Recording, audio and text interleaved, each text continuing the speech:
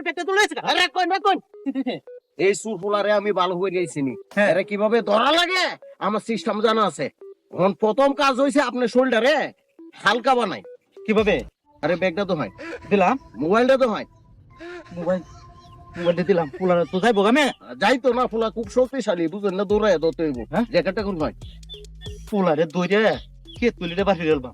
ধরাই এটার মধ্যে টিয়াটু তো আছে এইটার মধ্যে টমেটো হাড়ি আর হে নতে জিনিস এর মধ্যে মিষ্টি উষ্টি আছে। ও আচ্ছা আচ্ছা আচ্ছা হয় চলে তোমার